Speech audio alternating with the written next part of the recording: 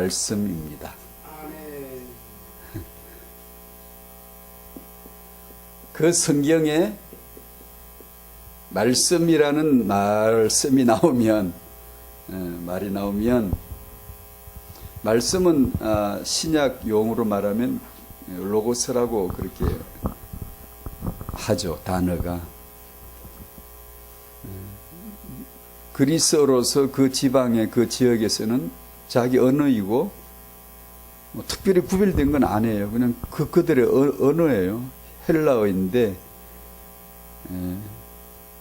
이 단어를 원어로서 깊게 풀어주는 분들도 있었디다마는 제가 보기로는 좀 싱거워요.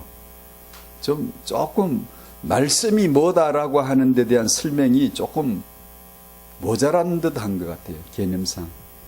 그냥 우주를 관통하는 이성적인 능력 정도, 로고스, 다분히 철학적인 것 같고 애매한 그런. 근데 동양 사상, 동양 종교 개념으로서의 말씀이라고 하는 것은 참 깊습니다. 우리말로 말과 씀의 합성어인데 굉장히 깊은 뜻이 있어요. 말씀할 때 말은 뜻입니다. 뜻. 씀은 행동을 말합니다. 즉, 말이라고 하는 것은 의지를 표현하는 것이고, 씀이라고 하면 실천을 얘기합니다. 동양 사상에서 특히 불교 같은 데서 이런 개념 정의를 곧잘 합니다. 저는 한때 불교나 유교나 이런 종교는 종교로 치부하고 그냥 어떤 알러지 반응, 어떤 종교잖아. 우리는 복음을 아니까 복음으로 볼 때가 종교잖아. 이렇게만 봤는데 지금 제가 보는 각도는 많이 달라졌습니다. 복음 안에서 전부 다 이게 볼 수 있으니까. 이런 개념이 굉장히 깊은 겁니다. 맞습니다. 맞는데 지난번에도 말씀드렸듯이 마지막 결론인 그리스도의 답을 모르기 때문에 만 가지를 잘 알았는데 한순간에 다 무너져 버려요. 그래서 그렇지 답을 가진 우리들에게는 보면 볼수록 이게 다 귀여워요. 다 아주 내용들이 나옵니다. 내용들이. 하나님의 뜻이 예수입니다. 하나님의 행하심이 예수입니다. 하나님의 의지가 예수입니다. 하나님의 실천이 예수거든요. 즉 하나님의 말씀은 예수 그리스도예요. 그 말씀이 하나님의 말씀이 예수 그리스도인데 그 예수 그리스도가 뜻이요 행하심이요 의지요 실천이신데 종교는 그걸 모르는 거예요. 모르고 이 내용을 깊이 있게 다뤄놨어요. 이걸 인본으로 우리의 뜻, 우리의 행동, 우리의 의지, 우리의 실천 정도로. 복음을 아는 우리들이 보면 동양 우리 쪽에서 말하는 말과 씀을 다루는 개념 정의는 굉장히 깊습니다. 서양에서는 없어요. 이런 거. 빈약해, 궁색하게 해석이 되지만 사실 우리 동양에서는 풍성한데 하나 결론 예수 그리스도를 없었기 때문에 그것이 허무하게 보였을 뿐인데 자꾸 반복합니다만 복음이란 결론을 얻은 우리들을 볼 때는 다 얻을 만한 것들이에요. 다 이게 예수 그리스도다. 이 성경이 66권이 예수로 그리스도 되심을 정언하시는데 거기서 창조란 단어가 나오면 아까 우리 찬송가에 그런 게 있었어요. 이 세상 만물이 주 앞에 다 나와 찬양. 봤어요? 만물이 주 앞에 다 나와가지고 얘 나무야 나와 물 너 이리 와 우리 다 구름아 태양아 별들아 우리 다 하나님을 찬양하자 이렇게 그렇게 만물이 그러는 걸 봤어요? 못 봤죠 실질적으로는. 근데 왜 이 노래를 부를까요? 어떻게 만물이 이 세상 만물이 주 앞에 다 나와 찬양한다고 지금 했거든. 실제 하던가요? 못 봤잖아 우리. 못 봤는데 왜 이렇게 부를까요?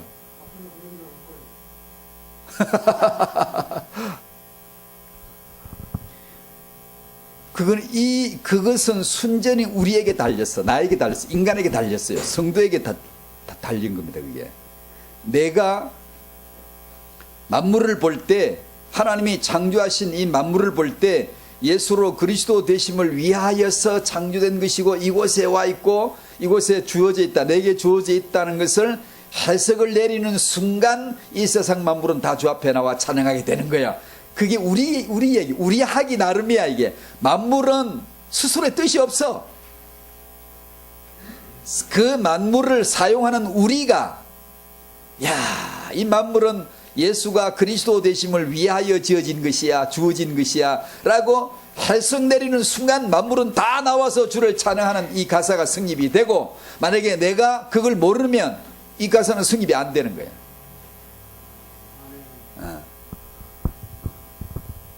창조가 나오면, 성경에 어떤 사람이 나오면, 어떤 물질이 나오면, 어떤 내용이 나오면, 어떤 사건이 나오면 죄다 가리지 말고 예수로 그리스도 되심을 설명하기 위하여서 일어난 것들이다, 주어진 것들이다 라고 해석을 딱 내리면 맞습니다.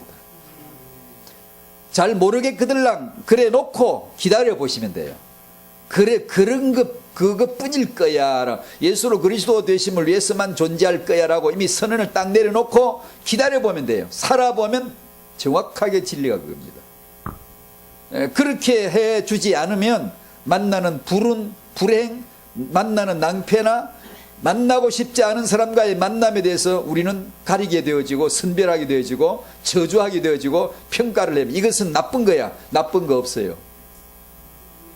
하나도 버릴 것이 없나니 말씀과 기도로 그루하여지니라. 하나님이 지으신 모든 것이 선함에 아름다움에 귀함에 가치가 있음에 버릴 것이 하나도 없다 그러잖아요. 우리는 버릴 게 많아요. 저 인간은 나하고 싫어, 나한테 싫어. 왜냐? 나 중심으로 보니까 싫은 거야. 복음 중심으로 보면 그거 필요한 거거든요. 그게 쉽냐고요? 그게 쉬울까요? 되게 어려워요. 그런 시간마다 내가 복음을 시인한다는 것은요, 굉장히 어렵습니다. 굉장히 무릎을 꿇어야 되고, 나는 절대 그렇게 말해주고 싶지 않지만 진리 앞에 무릎을 꿇어야 되고 기다려야 되고 고백해야 되고, 쉽지 않아요. 괜히. 왜 쉽지 않죠? 나 자라는 놈이 저항을 합니다. 저항을 해요. 계속 나란 존재가 저항을 하기 때문에, 진리를 저항하기 때문에 그게 나오기가 어려워요. 쉽지가 않아요. 근데 그것을 뚫어낼 수 있어야 돼. 그걸 봐야 돼요. 봐야 돼. 그래야 이게도 복음이고 저거도 복음이고 다 복음이구나 이렇게 되지. 안 그러면 여전히 나 중심으로 취할 건 취하고 버릴 건 버리고, 응답은 이거고 저건 응답이 아니고, 이런 식으로 가리게 됩니다. 이렇게 크리스찬의 삶이 굉장히 이렇게 아주 소극적이고 가리게 되어지고 자기 스스로 분별하려고 그러고 그렇게 빠져버려요. 그렇게 안 빠질 수가 없거든요, 인간은요.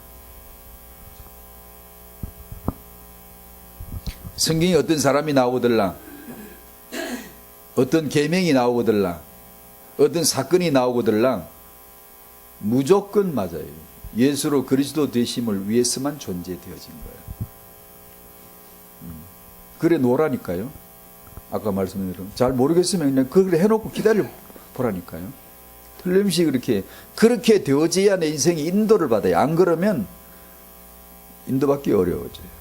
결혼, 임신, 출산, 육아, 태영아, 성경에 태영아가 나온다 그러면 태영아로 풀지 말고 예수로 그리스도 되심으로 풀어야 돼요. 그렇게 해놓고 그걸 위해서 이게 존재하는 거야 라고 해놓고 봐야 바르게 보입니다. 이게 바르게.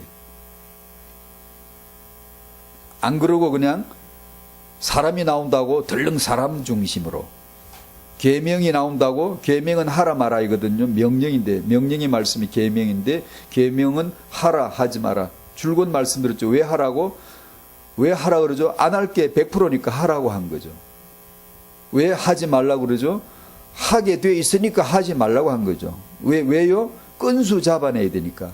당신의 멱살을 잡고 체포를 해야 돼. 경찰이 현장 출동해서 앵앵 불고 와서 현장에서 체포해서 탁 잡아내야 돼. 율법은 나를 죄인으로 탁 찍어서 걸어 탁 잡아내는 거예요. 나 하라는 거 안 했잖아. 나 하지 말라는 거 했지. 현장에서 탁 잡아. 그래, 잡힌 사람만, 간음 중에 잡혀온 여자, 세리 창기들, 현장에서 현행범으로 죄인들만 딱딱딱 잡혀가지고 예수 앞에 와서 구원을 착착 받아내. 하나님 나라로 쏙쏙 들어간다. 저것들은 절대로 하나님 나라 들어가면 안 될 거예요. 그런데 그것들만 쏙쏙 들어가는 거예요. 하나님 나라 갈 것 같은 사람은 하나도 못 가는 거야. 지금은 안 그럴 것 같습니까? 우리 보기에 복음이 그럴 것 같습니까? 진리가 그럴 것 같습니까? 상당히 다를 수 있어요. 그걸 모르고 우리가 그냥 계명 중심으로 지키랜다고 착실하게 지키면 되는 줄 알고, 율법의 계명을 착실하게 지키면 되는 줄 알고, 착하게 사는 게 나쁘다는 게 아니에요. 아닌데, 그렇게 사는 것은, 계명을 주신 것은 예수 그리스도에게로 우리를 인도하려고 줬지. 언제 그가 안에 그 집 짓고, 율법에 집 짓고, 말씀 지킨다고 착하게 산다고 그게 집 짓고 살라고 주신 게 아니에요. 그러면 지옥 가요.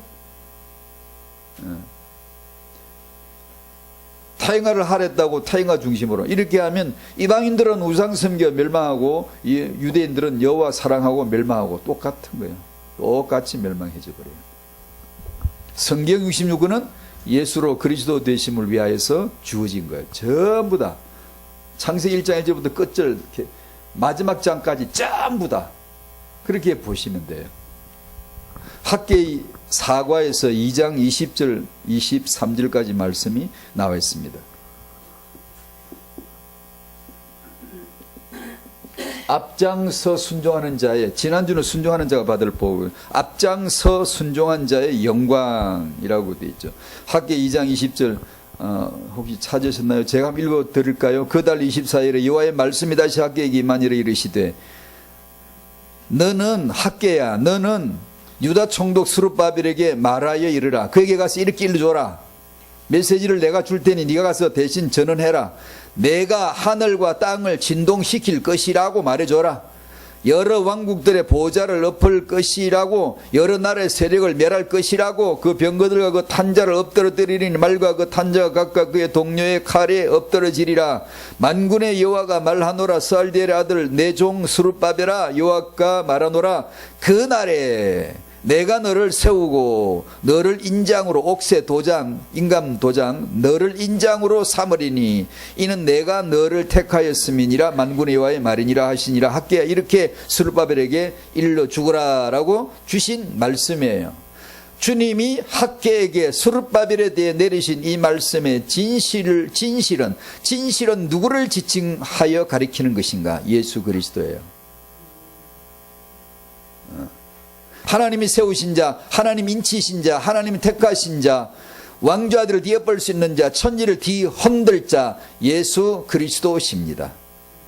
구약은 미래에 오실 메시아에 대하여 구연동화처럼 어린아이들에게 흥미를 끌어줘야 되는, 어린아이들에게 말할 때는 흥미가 있어요. 이야기를 잘해줘야 되잖아요. 구연동화를 그래서 배우잖아요. 똑같은 말이라도 전혀 다르게 해주는 사람이 있어요. 아주 재미있게, 흥미가 끌리게 아주 그냥 눈을 땡그래가지고 귀를 쫑긋 세워가지고 한마디도 빠뜨리지 않고 듣고 싶은 마음을 갖게 하는 기술이 있는 사람이 있어요. 구약이 바로 그런 겁니다. 미래에 오실 메시아는 이렇게 생기셔서 이 미남이야, 아주 멋있어 라고 하는 이 내용들을 호기심 있게, 기대감 있도록 흥미있게 잘 얘기를 해주는 것이 구약입니다. 구약. 근데 구약을 보고 와, 예수 누굴까? 메시아 오신다는 메시아 누굴까? 사마리 여자 그랬죠. 그분이 오신다고 하던데 그분이 오시면 다 알게 될 거예요. 내가 그 사람이다. 왔어야 여자야. 너가 기다리는 그 남자, 그 메시아가 여기 왔다. 지금 여기 서 있잖아. 네 앞에 서 있는 내가 그니라. 그라. 참 정말 이건 뭐 짜릿해. 나도 그렇게 주님을 만났거든요. 나도 그 자리에 주님 계실 줄 몰랐거든요. 그런 사람으로서 그런 내용을 읽으면 정말 정기 와요. 짜릿짜릿해요. 그게 제 이야기거든요.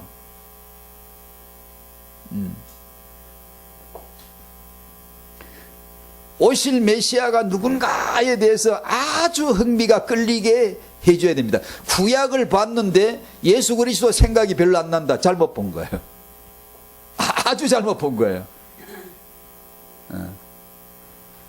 재미대가리 하나도 없게 그 구연 동화랍시고 해준다는 게 아이들이 죄다 졸게 만들고 아무것도 다른 생각이나 하게 만드는 것 같은 거예요. 구약은 읽거나 듣거나 내용을 풀어줄 때는 예수 그리스도에 대한 기다림과 기대감과 흥미가 쫙 있도록 끌어줘야 되는 거예요. 그게 구약이에요. 오실 메시아. 바른 말은 할 것도 없고 할 시간도 없어요. 이 성경 66은 오직 예수로 그리스도 되신만을 위하여 있다니까요. 그래서 제가 자꾸 이걸 반복해서 첫 줄에도 올리고 자꾸 이 얘기를 반복해서 짧게 하는 겁니다. 왜냐? 이 포인트를 잘 안 잡아요. 이상하게 기독교인들이요. 이상하게. 그래봤자 맨날 빗나가지 뭐.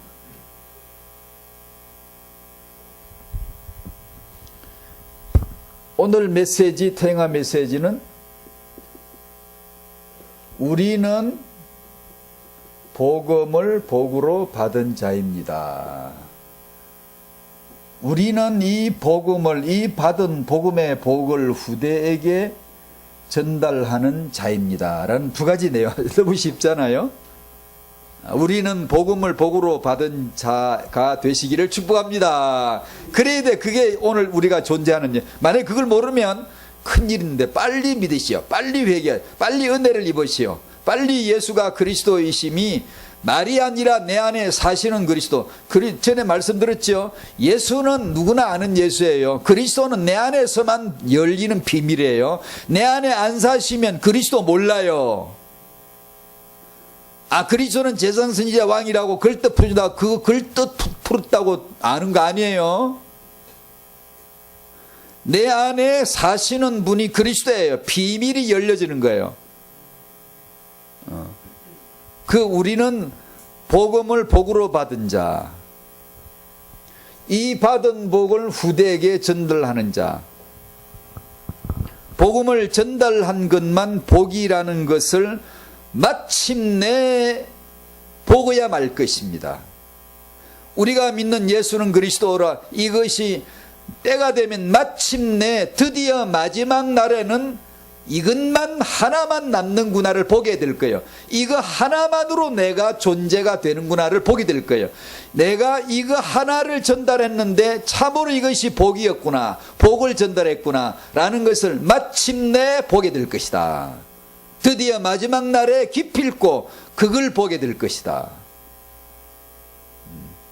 비록 이 아이가 1등보다 꼴등해 했어도 복음이란 말은 믿는 자의 자녀를 1등 만들어주는 복이 아니거든요. 만약에 예수 믿자 말자 예수 믿는 성도의 자녀들이 죄다 1등하면 이 괴물 같은 일을 세상이 뭐라 그래요? 그걸 정말로 부러워서 우리도 다 예수 믿자 그럴 것 같습니까? 아니, 그게 그렇게 나올 세상이 아닙니다. 하나님은 그런 식으로 일하신 적이 없거든요. 우리들이 맨날 그런 걸 기대했지.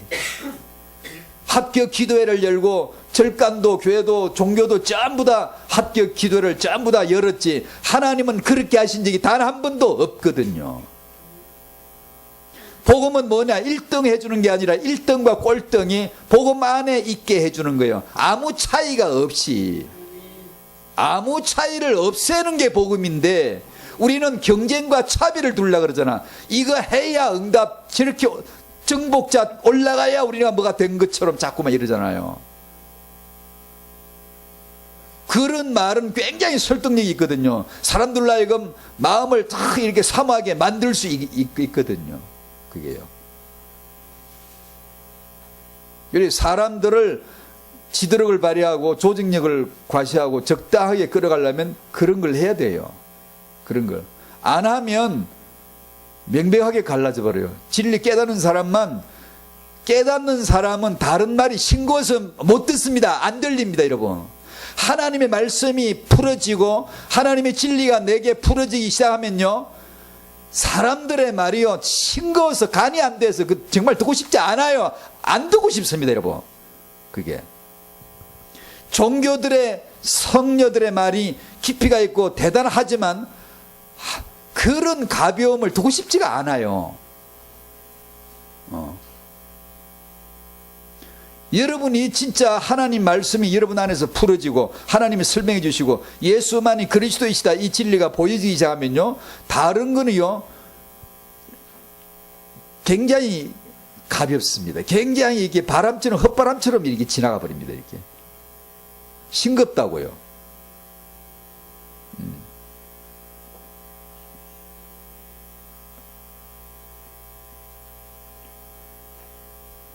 우리는 복음의 복을 받은 자이다. 참 놀랍잖아요. 어떻게 제가 당신께서 영원하신 아버지의 사랑과 아들의 은혜와 성령의 증거에 그 구원의 계획 안에 내가 들어있을 수 있었을까? 가만히 생각하면 정말 신기하지 않습니까? 이게 뭐 기적이 아니라 이거 뭐 억만 배 더 큰 기적인데, 요한복음 1장 12절에 하나님의 자녀가 되는 권세를 주셨으니 5장 24절에 영생을 얻었고, 그 영생을, 하나님의 영생을 내 영생으로 얻었고, 예수 그리스도의 자녀 신분, 아들의 신분 권세가 그대로 내게 넘어와 있고 어떻게 나란 존재가 태어나서 자라고 살아 이 지구촌에서 맨날 몇 시에 태어나가지고 자라가지고 사는 중에 어느 날 예수 그리스도를 만나고 믿을 수 있게 되어지고 하나님의 영생을 얻을 수 있게 되어졌는지, 그 하나님의 구원의 계획 속에 어떻게 내가 들어있을 수 있었을까? 신기하지 않습니까? 이 복을 생각해 보면 진짜 이 단어는 제가 생각했었는데, 제가 받은 복은 모조리 다 아무리 살펴봐도 난데없이 갑자기 불쑥 어디서 와서 어떻게 내게 도달했는지 알 수가 없게 난데없이 별안간에 갑자기 내게 다가온 복이에요. 그걸 조금 더 구체적으로 얘기하면, 어떻게 복음 전하는 전도자, 복음 전하지 않는 교인 만드는 사람 무수히 많거든요. 그게 아니라 복음을 전하는 전도자를 어떻게 만났을까? 이 만남은 제가 아무리 생각해도 이건 난데없이 주어진 만남이에요.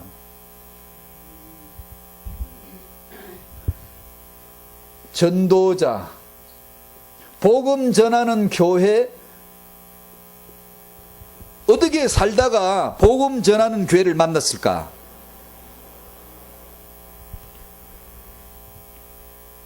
이걸 어떻게 제가 이럴 때는 깝깝하네요. 설명을 하고 싶은 게 있는데 그 말이 안 되네. 예, 맞아요. 예, 맞아요. 맞는데 그걸 제가 지금 설명이 잘 안 되는데, 아차 하면 당신은 구원을 받지 못했어요. 1초라도 어긋나면 타이밍, 그 만남, 태어나서 자라는 순간순간 그 사람과의 만남, 그때 당시에 내 마음의 상태 조금만 1초만 바뀌어져도 마음은 조삼모사해가지고 금방 바뀔 수 있고 예수를 안 믿을 수가 있는 마음이거든요. 모든 것은 정교한 하나님의 그 역사였거든요.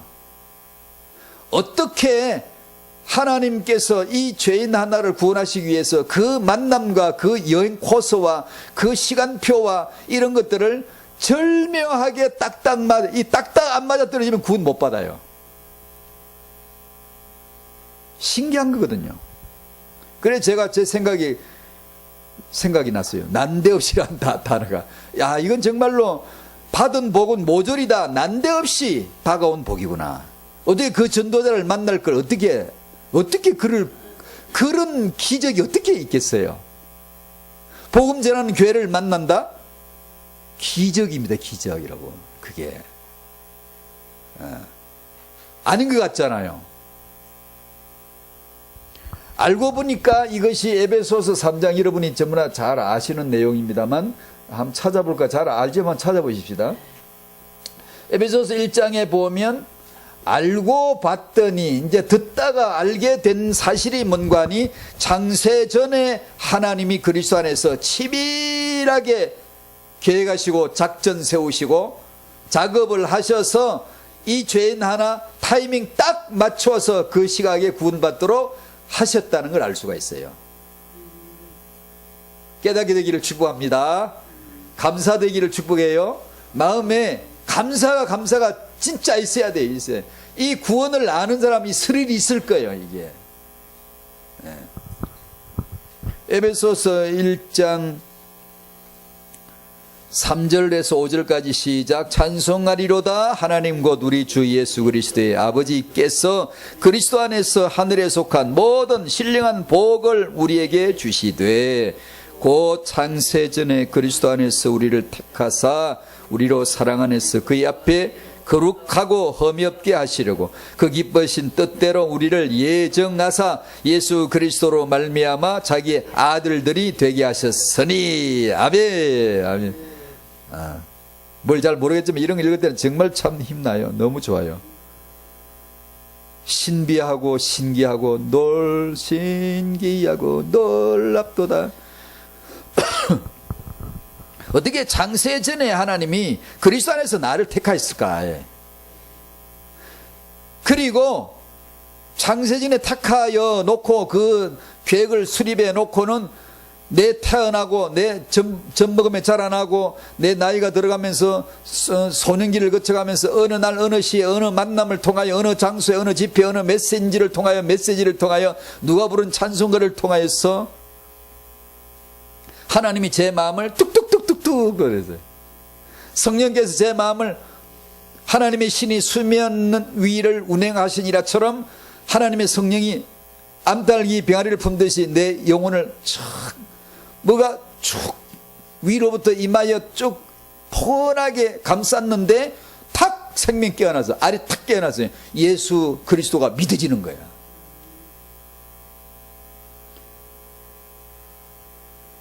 아니 그냥 방바닥에 누워서 떼굴떼굴 아이고 주야 떼굴떼굴 부르면서 이건 뭐 이해할 수 없는 난데없는 신기하고도 놀라운 하나님의 절묘한 작업이야. 이게 얼마나 행복합니까? 얼마나 행복하겠어요? 얼마나 기쁘겠어요? 얼굴에 빛이 쫙 나는 거죠. 사람들이 죄다 알아봐요. 요새 뭐 먹냐고. 얼굴이 왜 그러냐고. 왜 그러긴데 어떤데? 너무 행복해 보여. 안 그럴 리가 있나. 미치겠는데. 너무 좋은데. 이 신기하고도 이해할 수 없는 창세전에 나를 택했다고. 그리고 지금 이 현재 시각에 하나님이 나를 탁 불러서 회개시켜서 예수가 믿어지게 하셨다고. 정교하게 누구와 만나게 어디서 만나게.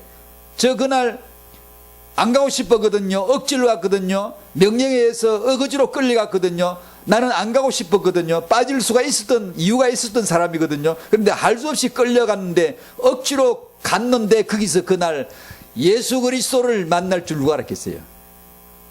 왜 그랬을까요? 창세전에 그리스도 안에서 탁해놓고 오늘 이 시각에 하나님이 자기 손목에 시계 보면서 타이밍 맞춰서 지금 가서 누가 찬송 부를 텐데 누가 메시지 할 텐데 그걸 통하여서 예정되어진 하나님의 계획을 이루시려고. 구원받은 걸 생각하면요, 이건요 정말 기뻐요. 정말 기뻐요. 난데없이 다가온 인생의 복이에요. 이건요 자다 떡 얻어먹는 자다가 말로 못할 하늘의 복이, 하늘에 속한 신령한 모든 복을 우리에게 주시되. 복이 그냥 퉁 떨어졌는데, 하늘에서 복이 퉁 떨어졌는데 이게 왜 왔는지 어찌왔는지 모르다가 말씀 받아가지고 성경 읽어가니까 메시지 듣다 보니까 야, 들을수록 재미나는 거지. 왜냐? 비밀을, 내게 복이 임했는데 이 복이 왜 왔는지, 언제부터 계획되었는지, 이거 어떻게 경로를 거쳐 패키지를 통해 내게까지 왔는지가 알아져 가니까 재미가 있겠어요, 없겠어요? 성경 읽는 게 재미가 있겠어요, 없겠어요? 성경을 읽고 싶어서 창세부터 계시록까지 계속 무슨 방법도 모르겠고 요령도 모르겠고 필요 없어요. 그런 거요. 할 마음이 없는 사람에게 요령, 방법, 무슨 프로그램 이런 게 필요하지. 지금 그 속에 보물이 터져 나오는데 방법, 프로그램 아무 필요 없어요. 유 목사님께서 저렇게 전도자가 되신 것은 훈련 결과 아닙니다. 그냥 그리스도 알았는데 되어진 거예요. 메시지 듣는 중에 간혹 나오거든요. 나 솔직히 말해서 아무것도 한 게 없다. 그 예수 알게 됐는데 바로 응답 왔다. 그걸 알아야 훈련이 필요한 거예요. 그걸 모르고 훈련으로 떼우려고 그러면 안 되지, 안 돼. 아무래도 안 되면 그거는 오히려 더 부작용이 생깁니다. 그걸로 될 거라고. 왜냐 되는 게 있거든요. 그럼 그걸 되는 걸로 알아버려요. 하나님은 그렇게 일하시지 않았는데. 전도자들마다 역사 연구해 봐요. 하나님이 하늘에서 어느 날 신령한 복을 보따리를 탕 떨어뜨려 주시면 거기서 혁명이 일어나는 겁니다. 가는데 되는 거예요. 메시지 하는데 나타나는 거예요. 말씀 전하는데 나타나지는 거예요. 그게. 그래서 시작이 되는 겁니다. 그래서. 그래야 아무도 자랑하지 못하게 하려 합니다. 우리가 뭘 해가지고 되면 자랑거리가 돼요. 비교가 된다고. 너 훈련 어디까지 받았니? 비교가 되잖아 금방. 그러나 아무것도 한 게 없는데 뭐가 퉁 떨어 하늘에서 오간 신령한 모든 신령한 복을 우리에게 복 주시되 창세전에 그리스도 안에서 나를 택하사. 하나님이 주신 것만 딱 가지고 있으면 아무도 자랑 못해요. 바보일수록 더 좋은 거예요 이게. 1등 꼴등이 경쟁으로 말하면 1등이 전도하기 쉽지만 진짜 신령한 복이 뚝 떨어지면 꼴등이 훨씬 더 전도하기 좋아요.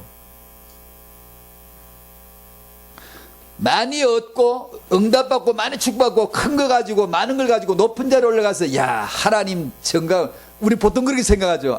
참 육적입니다. 육중심이에요. 복음은 꼴등일수록 더 좋아요. 더 좋아. 왜냐? 꼴등이니까.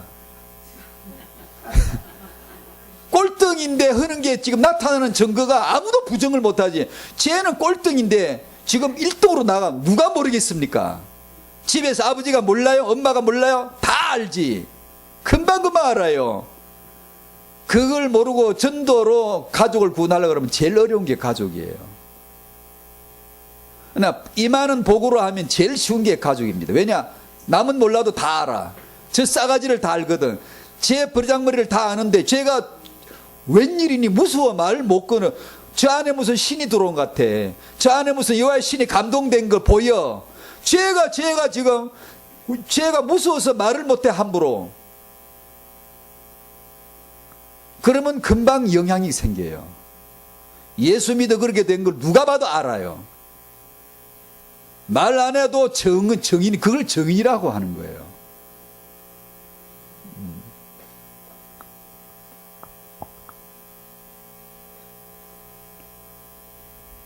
참 하나님이 이 죄인 하나를 구원하려고 비밀 작업을 해서 하나님이 창세전에 그리스도 안에서 탁 택해놓고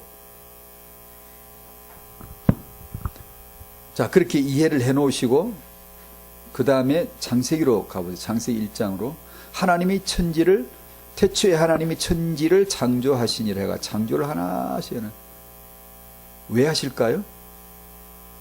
왜 만드실까요? 아버지가 돈도 많고 여유도 많고 자비하고 아들을 사랑하는 아버지가 자기 아들에게 들어와 살게 해주려고 집을 잘 근사하게 짓고 그 뭐 내용 인테리어나 집안 구조 하나하나를 아주 정성스럽게 아주 잘해서 사랑하는 자기 자녀로 하여금 들어와서 살도록 해주고 싶어서 정성스럽게 잘 가꾸어서 좋은 집 하나를 짓는 것과 같은 그림을 연상해 보세요. 창세기는 그리스도 안에서 당신을 택해 놓고 하나님이 천지 만물을 아름답게 하나씩 만들어가기 시작하는 겁니다.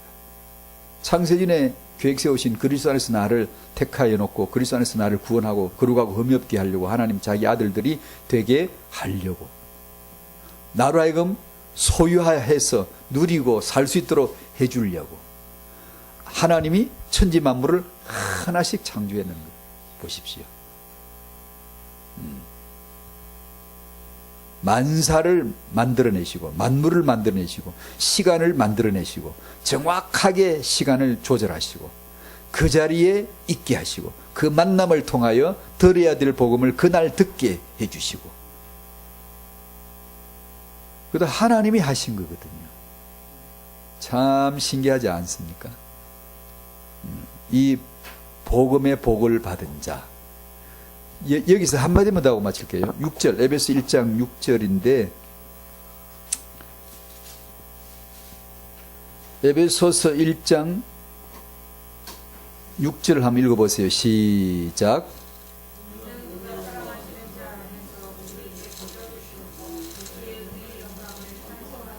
아멘. 찬송하게 하려는 것이라. 찬송 예배 영광 돌리는데 자 여기서 한마디만 하고 이 1번을 2번으로 가야 되겠네. 이렇게 신기하게 난데없이 다가온 내 인생에 난데없이 다가온 복 어떻게 그 전도자를 만났을까? 어떻게 그 교회를 만났을까? 알고 보니 창세전에 그리스도 안에서 택해 주신 하나님의 세밀하고도 정교한 작업이었구나. 이건 우연이라는 것은 단 하나도 없었구나 라는 걸 생각하고 우리는 어떻게 하지? 이제는 예배하러 뛰는 거죠. 찬송하러 뛰는 거죠. 주여 감사합니다. 주여 감사합니다. 놀랍습니다. 놀랍습니다. 오 놀라운 구세주 예수 내 주. 놀라운 이것이 찬송의 예배거든요. 노래를 부르는 것이 찬송이 아니고요. 찬송이란 원래 뜻은요 놀라는 거예요. 아 경이로운 거만 주여 감사합니다. 야 정말 좋습니다. 이거 다 찬송이거든요. 예배거든요. 이렇게 예배자의 삶으로 우리를 촥 데려가 들어갑니다. 그런데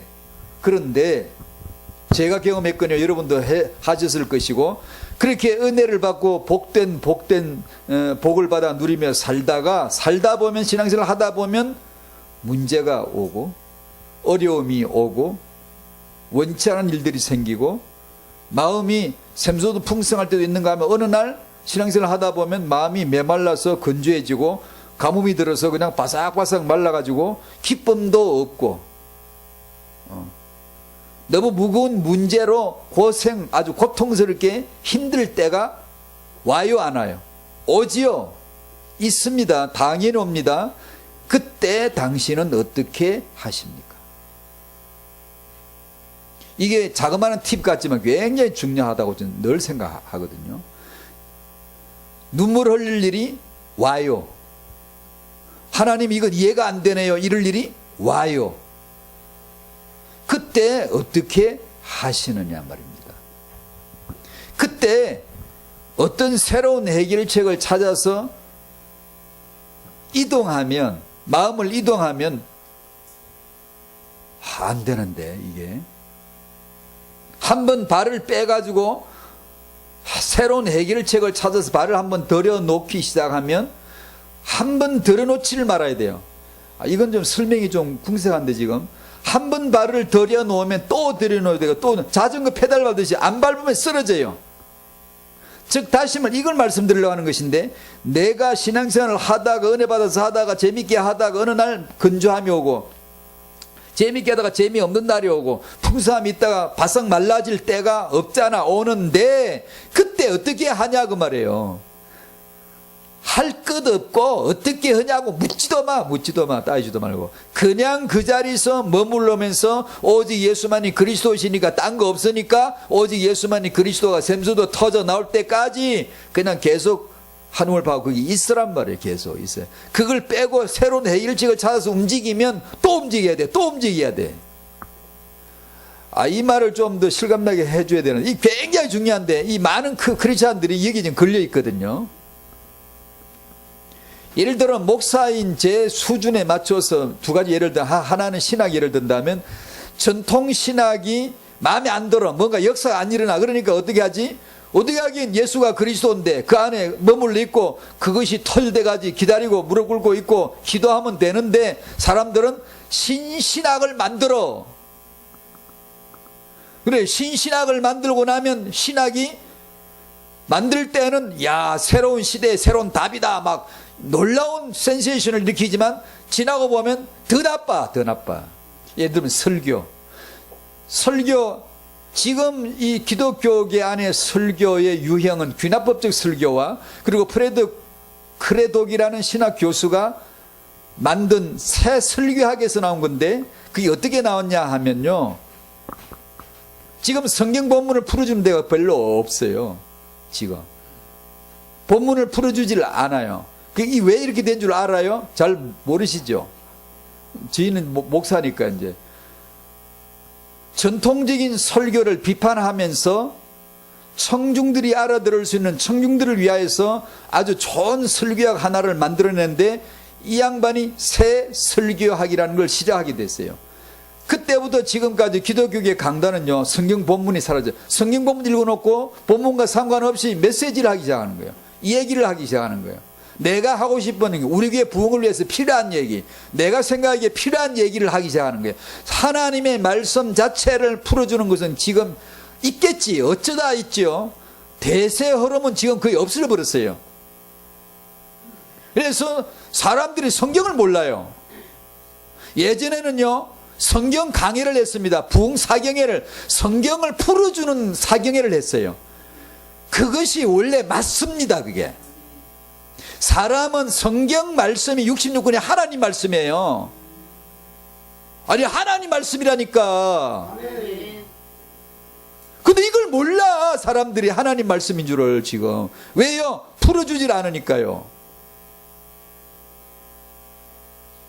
그게 왜 그렇게 됐냐면 지금 그 원인을 설명드리는 거예요. 새 설교학이 나와서 정통적인 설교를 비판하면서 새 설교학이 나와가지고 기독교 강단은 일대 대혁신이 일어난 거예요. 그게 확 썰어. 그래 전부 다 제 젊었을 때도 막 그런 세미나 뭐 엄청 다니고 그랬거든요. 그래서 싹 바뀌어버렸어요. 그 결과 지금 기독교인들이 기독교의 우리의 교리, 우리의 말씀인 성경을 잘 몰라요. 옛날에요, 기독교 메시지들, 이름난 분들의 설교 내용, 메시지 원고 이런 걸 보면요, 그들이 말했고 들었던 설교내용 보면 지금 여러분들은 가해도 못 갑니다. 그 어린애들이 들었던요 설교의 깊이가요, 지금 우리 한국 신학생들 갖다 줘도 모릅니다. 아주 깊습니다. 어떻게 이걸 말하고 들었지? 예, 하나님의 성령이 역사하면 성경 66권에서 이 본문의 진리가 계속 풀어져나요. 주어지는 거예요. 그래서 굉장히 깊습니다. 지금은 그런 이야기하면 아무도 안 와, 교회에. 뭐 이런 거 들어가 뭐 하겠나 싶고요. 실용주의적 가치, 인본주의적 교훈, 내 지금 실생활에 필요한, 그게 귀납법적, 지금 그 프레드 교수가 장안에는 설교가 바로 그거예요. 사람에게 맞춰서 사람에게 필요를 맞춰주는 설교를 해야 된다는 거죠. 성경을 풀어주는 게 아니고 그래 돼버린 거예요 이게 지금. 그처럼 제가 이 두 가지 예를 든 것은 우리도 신앙생활 마찬가지, 어려울 때 이동하지 말고 그냥 있으면 돼. 그냥 그 자리에서 머물른 채로 예수가 그리스도이신 셈이 터져 속에서 나와야 돼. 속에서 나올 때까지 가만히 기다릴 줄 알아야지. 한 발을 툭 빼서 들여놓기 시작하면 계속 발을 옮겨야 돼. 이거 하면 세계화 됩니다. 이거 해야 됩니다. 자꾸 이렇게 이제 끝없이 페달을 저어줘야 돼. 한 번 걸려들면 못 빠져나와요. 이게 굉장히 중요한 얘기인데 사실은요. 한 번 발을 들여놓기 시작하면 계속 셉을 밟아줘야 돼. 이걸 해야만 될 것 같거든. 또 이걸 해야만 될 것 같거든. 끊임없이 나와요. 끊임없이. 안 나올 수가 없어요. 왜냐? 그건 답이 아니에요. 예수가 그리스도란 이 복음 하나로 하나님은 전 세계를 복음화하기를 원하시는 거예요. 우리를 미련한 채로 네에게서 능력이 나오는 게 아니라 네가 뭘 했기 때문에 되는 세계복음화 아니라 너는 할 수 없어서 미련하고 천하고 멸시받는 자인데, 없는 자인데 내가 너를 통해서 역사리라고 하신 것이 드러나야 하나님 영광이지. 우리가 뭘 해가 드러나면 그거는 저 교회보다 우리 교회가 부흥했잖아. 저 교단보다는 우리가 낫잖아. 요렇게 이제 나오는 거야. 이게 이제 유치원 애들처럼 키재기 하는 거야, 이게죠. 아니요, 그런 거 필요 없는 거예요.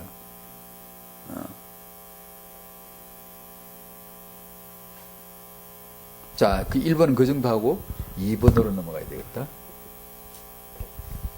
우리가 복음의 복을 받은 자이다. 이제 이 받은 복음의 복을 후대에게 전달하는 자. 유산이라고 하면 세상에서 제가 뭐 깊게 조사는 안 해봤지만 대충만 조사를 해봐도 유산하면 물려주는 것 하면 세상에서는 제일로 많이 쓰이고 가치를 두는 게 조상입니다. 조상.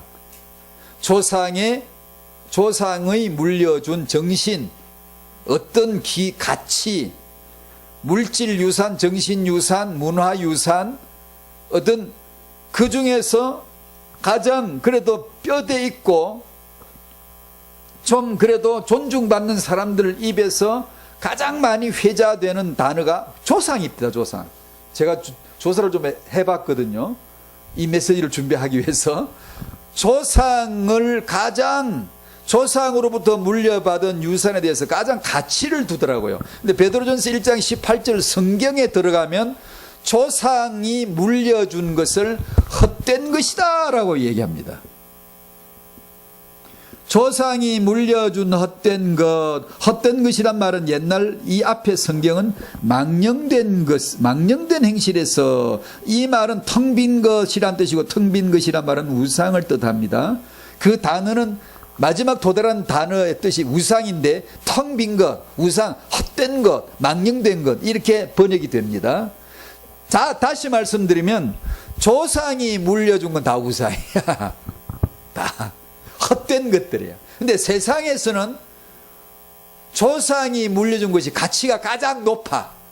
가장 가치를 쳐주더라고요. 근데 성경에 오니까 이건 헛된 거야. 텅 빈 거야. 우상이야. 이건 저주를 불러와. 그래서 반드시 이 헛된 것은 뭘 받아야 되지? 대속함을 받아야 돼. 대속함을.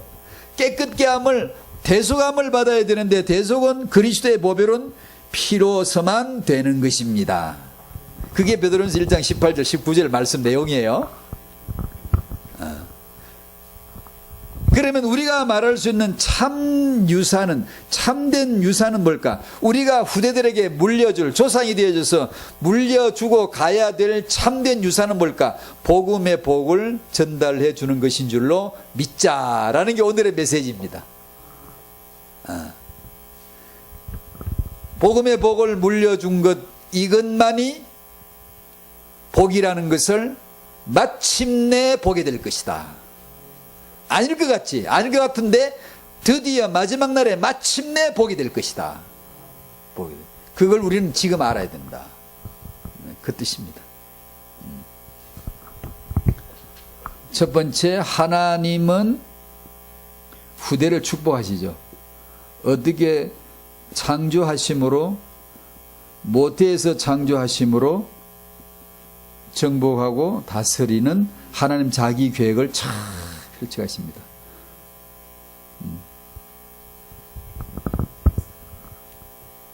정복하고 다스린다는 말을 요즘 제가 조금씩 설명해 주기 시작을 하는데, 가서 뭐 이기는 그런 거 아니에요. 가서 전부 다 가서 뭐 회사를 크게 다 차리고, 뭐 전부 다 성공자 위에 탑에 다 올라가고 지배자가 되고, 뭐 세상을 정복한다 나가서 뭐 딱 정복해서 딱 차지하고, 이런 뜻이 아니에요. 인본 물질적인 성공이시면 딱 그렇게 풀어요. 예수 믿는 사람들 진짜 다 그렇게 성공하던가요? 그거 되지도 않는 말이에요. 실존적 체험이 아닌데 거짓말하는 게. 그래, 제가 말씀드렸잖아요. 복음을 정확하게 모르면요, 기독교인들처럼 부정직한 자가 없고요, 인본주의자, 우리처럼 인본주의자가 없어요. 사실은요. 이게 아주 교묘하게 인본주의자 싹 숨겨놓고 쓰거든요. 진짜 부정직해요. 있는데 없다 그러고, 없는데 있다 그러고. 아니에요. 복음을 정말 제대로 해석해야 됩니다. 정복이란 말은 뭘 다 가도 다 정복하고 다 차지하고 뭐 이런 뜻이 아니라 그것을, 그 무엇을 1등과 꼴등, 꼴등도 1등도 다 복음 안에 있음을, 다 예수로 그리스도 되시는 것이야 라는 것을 발견하는 그 시점, 순간 카이로스가 바로 정복이에요. 정복. 내가 망했다, 망한 것을 예수로 그리스도 되심을 위하여서 하나님의 때다라고 깨닫는 순간 정복자가 되는 거예요. 시간을 내게 줬는데 이것은 예수로 그리스도 되심을 주신 시간이야. 그럼 예배 시간 예배하는 거야. 주일날 교회 가는 거야. 기도 시간은 기도하는 거야. 시간을 정복하는 것이, 그 시간은 예수로 그리스도 되심을 위해서 주어진 것을 내가 아는 순간 정복자예요. 근데 그걸 모르면은 예배를 안 해, 예배를 못 해, 시간에 정복당하는 것이지. 예수를 모르면 만물에게 정복당해. 돈을 줬더니만 예수로 그리스도 되심을 위하여 돈이다 이렇게 딱 규정이 딱 해석이 내려져야 되는데, 그걸 모르면 돈에 의해서 내가 지배당해. 내가 돈을 많이 벌면 정복자 천만에요. 이것이 1등이든 꼴등이든 이것이 예수로 그리스도 되심만이 진리야라는 것을 내가 깨닫는 순간 나는 정복자가 되는 거예요. 모든 걸 볼 때, 시편 기자는 하늘 보고 찬송했잖아요. 그게 정복자예요. 근데 예수 모르는 사람 어떻게 하죠? 야호, 좋아, 좋아. 야호, 그거밖에 못해요. 와, 좋다. 그리고 뭐 어쩔 건데? 그게 누가 지은 줄 아니? 왜 지은 줄 아니? 그게 왜 네 눈앞에 와 있는 줄 아니? 예수가 그리스도 되심을 위해서야 라는 걸 깨닫는 순간 나는 만물을, 지금 이 단풍을, 이 사계절을 정복자가 되는 거예요. 때를, 내 인생을 정복하는 거예요. 그 예수 그리스도를 모르면 정복 하나도 못하는 거예요. 실컷 대통령하고 패배자, 재벌 되고 패배자, 부자 되고 패배자, 성공자 되고 패배자 돼버리는 거예요.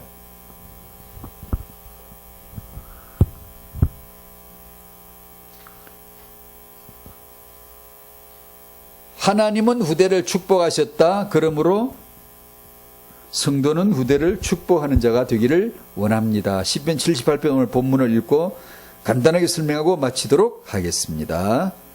시편 78편 보겠습니다.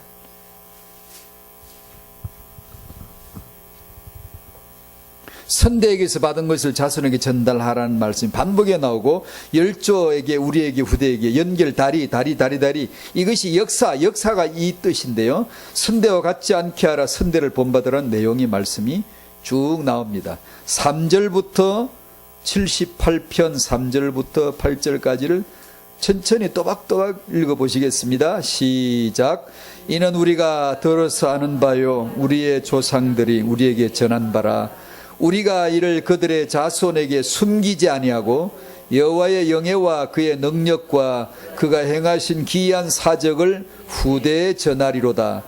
여호와께서 증거를 야곱에게 세우시며 법도를 이스라엘에게 정하시고 우리 조상들에게 명령하사 그들의 자손에게 알리라 하셨으니, 이는 그들로 후대 곧 태어날 자손에게 이를 알게 하고 그들은 일어나 그들의 자손에게 일러서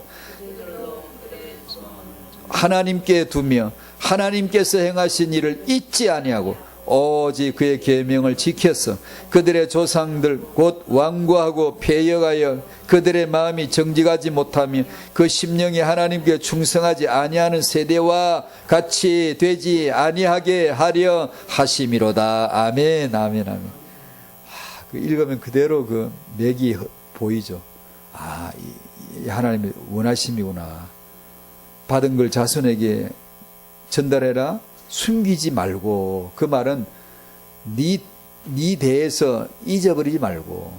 너 복음을 받았는데 그걸 다 까먹고 잊어버리고 없애버리지 말고 그걸 후대에게 다 공개해라. 드러나게 일러주고 말해줘라. 자손에게 알리라. 그리고 또 그들은 그들의 자손에게 알리게 그렇게 해라. 그리고 이 역사의 교훈은 언제나 빠지지 않는 하나님의 교훈이 있습니다. 너희 선대들 같이 하지 마. 너희 선대들처럼 하지 마. 언제나 하나님으로부터 선대에게서 받은 것을 선대에게서 받은 것을 자손에게 전달하는 그 선대를 진실로 말하자면, 그 뜻을 풀자면 사실상 하나님에게서 받은 거예요. 하나님에게서 받은 거예요. 예를 들어 여러분의 자녀가 여러분을 통해서 복음을 받았으면 그 자녀는 여러분에게서 받은 게 아니라 진실을 말하자면 하나님으로부터 받은 거지, 그게. 예. 그것을 숨기지 아니하고 자손에게 넘어가도록 하라는 하나님의 말씀이죠. 무엇을 전달받아야 하는지, 무엇을 전달해야 하는지, 무엇을 자손에게 알려야 하는지. 잘, 마지막으로 한마디만 할게요.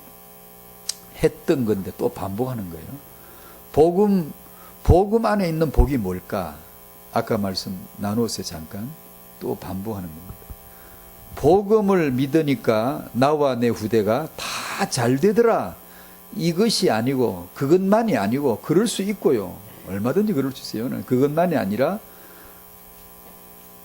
어느 형편이든지 어떤 수준이든지 어떤 상태든지 1등이든 꼴등이든 우리가 볼 때 1등 꼴등이지 복음 안에서는 똑같은 거야. 똑같은 거야. 우리가 정인 복음 전도하기에 좋은 게 뭔가를 찾고 싶지만 하나님은 그런 걸 의지해서 방편 삼아서 복음을 전해지는 그런 걸 하시는 분이 아니에요. 그런 게 아니에요. 1등이든 꼴등이든 아무 상관없이 복음 안에 들어있게 해주는 거예요. 복음이 역사하고 말씀이 역사하고 하나님이 역사를 하심이 도드라지게 드러나게 되는 것, 하나님이 바라시는 것. 그러니까 여러분의 자녀, 우리 자녀가 혹시 내 보기에 좀 모자라 보이고 그렇더라도 이해가 우리는 응답을 못 받았나 보다. 왜 제가 이런 말씀 드리냐면 그런 태영아 부모들이 전도학교 가면 들어들어 있거든. 말 못하는데 살짝 그 고민 속에 기도 부탁하는 거 보면 있거든요. 그래서 이제 제가 자꾸 이 마음이 들어서 아니다, 아무 상관이 없다. 우리 보기에 잘 나간다고 해서 그것이 곧 복음이 정인된다는 결론이 나온 건 아니다. 우리 보기에 안 된다고 해서 이것이 곧 복음을 위하여 안 된 것이다, 그런 게 아니다 라는 복음의 바른 해석이 필요합니다. 복음을 후대에게 전달한 것만 복이라는 것을 마침내 보게 될 겁니다. 당신이 예수만 그리스도다라는 이 내용 하나를 붙드는 것이 마침내 잘했구나, 마침내 정말 복이었구나를 마침내 볼 날이 올 줄로 믿습니다. 만사를 통해 예수가 그리스도이심을 발견해가는 은혜가 있기를 축복합니다. 사회자 나오실 때까지 기도하시죠. 복을 받은 자, 복을 전달하는 자. 감사합니다. 하나님 아버지, 복을 주셔서 감사합니다. 하늘에 속한 신령한 모든 복을 우리에게 복을 주시고 창세전에 그리스도 안에서 나를 택하사 우리를 택하사 복을 주셨고 복을 베풀어 주셨고 이 복을 받은 자가 되어 참으로 이 복을 후대에게 전달할 자로 마침내 그것만 복이라는 것을 보게 될 날을 오늘 메시지를 받아 사오니 믿게 해주시고 확인되게 하시고 마음의 언약이 되게 하시고 마음의 믿음이 되게 하여 주셔서 우리의 고백이 다 되게 하여 주시옵소서. 오직 복음만이 영원한 참된 신령한 복이요 이것만이 후대에게 복이 되는 줄로 믿습니다. 마침내 이것만 복이라는 것을 보게 될 날을 믿으며 오직 예수만이 그리스도이신 이 복음을 받고 누리며 깨닫고 각인되어지며 후대들에게 전달되게 하옵소서. 예수님 이름으로 기도합니다. 아멘.